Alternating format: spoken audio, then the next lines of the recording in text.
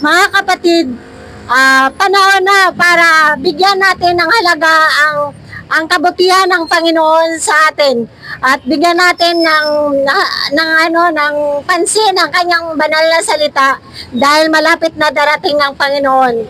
Mga kapatid, kailangan natin pagbulay-bulayan ang salita ng Panginoon sa banal niyang salita sa Biblia dahil diyan tayo makakuha ng kaalaman kung paano bigyan ng halaga ang Panginoon dahil mayroong pag-ibig ang Panginoon sa atin na ayon sa kanyang banal na salita sa John 3:16, sapagkat gayon na lamang ang pag-ibig ng Diyos sa sangkatauhan kaya binigay niya ang kaisa-isa niyang anak upang ang sumasampalataya sa kanya ay hindi mapahamak kundi magkaroon ng buhay na walang hanggan.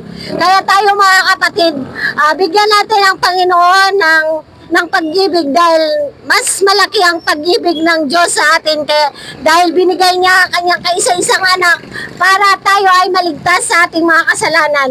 Kaya mga kapatid, huwag nating baliwalain ang salita ng Panginoon dahil siya ang magbibigay sa atin ng kalakasan, siya ang magbibigay sa atin ng kaligtasan dahil sa kanyang pagdating ay kukunin na niya ang mga taong may koneksyon sa kanya. Kaya mga kapatid, kailangan na natin bigyan ng halaga ang lahat ng ginagawa ng Panginoon. Kaya mga kapatid, maraming salamat sa inyong pagkikinig sa akin at sa pagbabahagi ko ng iyong banal na salita. Kaya salamat sa inyo lahat. Amen.